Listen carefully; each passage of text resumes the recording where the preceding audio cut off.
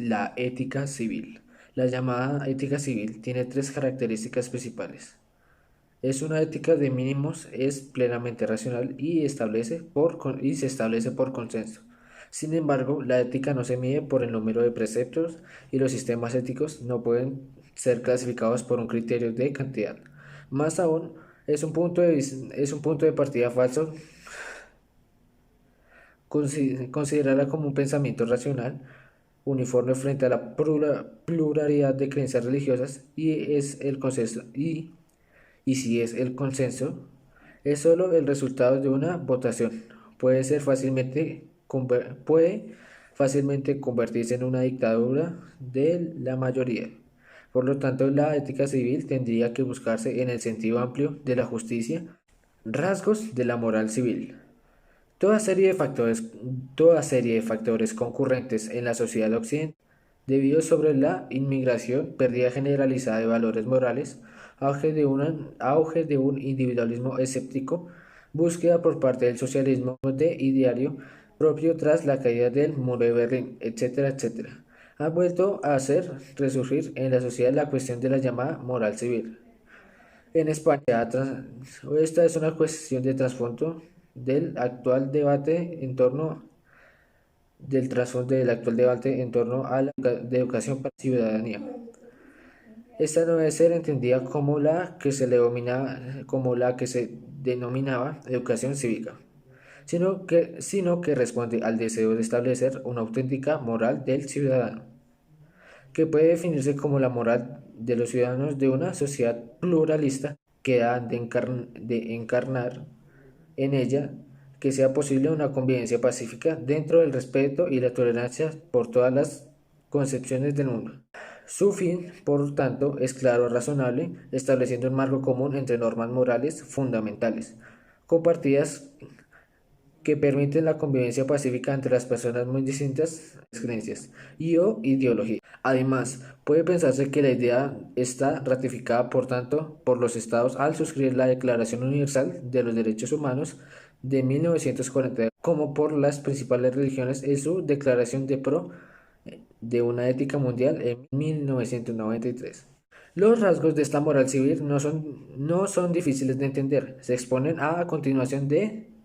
De- Se exponen a continuación tres de ellos que podrían considerarse esenciales. A. Se trata en un primer lugar de una ética de mínimos, un mínimo común denominador compartido que cubre las necesidades de la vida social, el desarrollo personal, la felicidad, la santidad o cualquier otro fin que presente como idea ético que corresponderían a morales de máximos que añaden a sus propios preceptos al patrimonio ético común, con respecto a los cuales se debe respetar el pluralismo y la oposición personal. En segundo lugar, se diseña como una moral pluralmente racional, ajena, por lo tanto, a todo credo religioso, precisamente por ser la variedad de convicciones obstáculo a salvar para poder asentarse pacíficamente la sociedad en valores comunes y estas comisiones y entidades que representan tendrían que quedar a la margen del establecimiento de esta moral. Quedaría así una moral consistente básicamente en el respeto de los derechos humanos fundamentales asequibles a la razón humana universal. C. Y en tercer lugar, se trataría de una moral establecida por consenso, lo que se traduce en sociedades democráticas, en una moral que, intentando conseguir la más amplia aceptación por parte de la ciudadanía, sea ratificada por los órganos representativos populares con la más holgada mayoría que se pueda conseguir. El Estado sería garante de cumplimiento, sin perjuicios de las competencias que pueden tener al respecto de las instituciones internacionales. Constituye que duda cabe un planteamiento atrayente constituye que duda cabe un planteamiento atrayente. Sin embargo, un análisis más detenido pone de manifiesto la inadecuación de esta manera para entender la moral civil, dejando a un lado las posibles manipulaciones o usos impropios que puede hacerse con un motivo de este concepto. Aquí nos ceñimos a cada uno de los tres rasgos enunciados para mostrar así que es la propia noción manejada la que resulta inviable. Punto. Éticas de mínimos y máximos.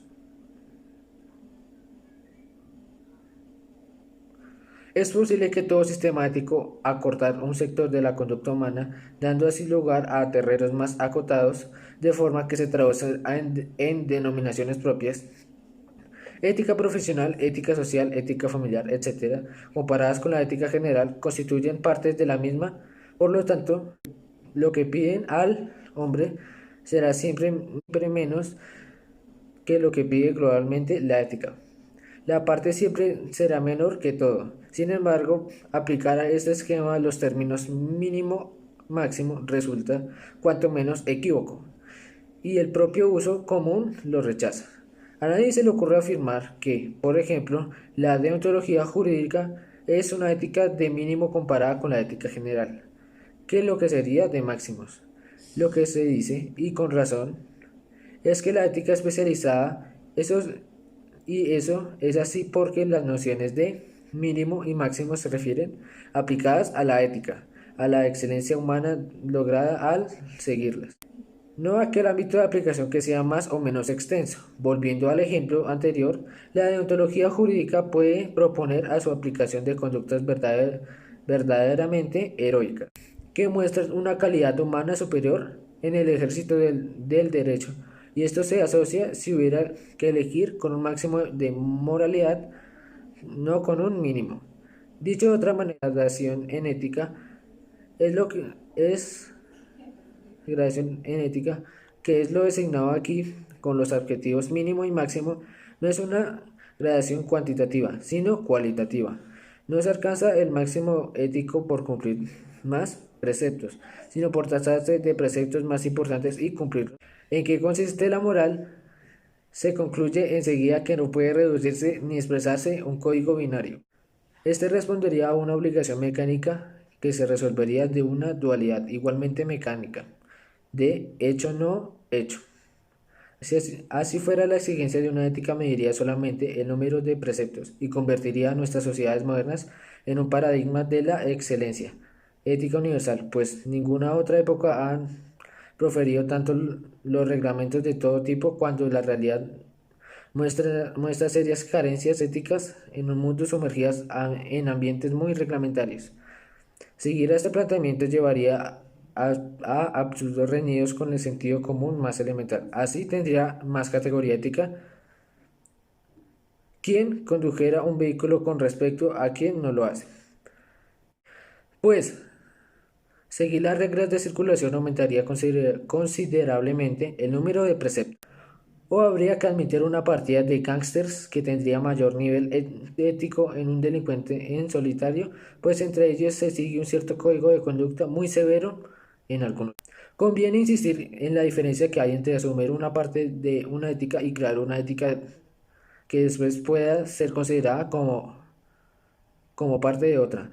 En el caso de la ética civil estamos en el segundo caso, precisamente porque la misma razón de ser postulada, que no debe depender de ningún otro sistema preexistente, y llegados a este punto, se hace necesario reflexionar sobre la naturaleza de la misma ética. La ética señala unas normas de comportamiento a la luz del fin que debe conseguir el hombre, y el fin depende de su realidad misma, de lo que puede deducirse que es antropología práctica. Es fácil comprobar que la idea del hombre ha condicionado todos los sistemas éticos en la historia. En este sentido, calificar un sistema ético como de mínimos o de máximos equivale a decir que se contempla un hombre mínimo y un hombre máximo, lo cual tiene poco sentido.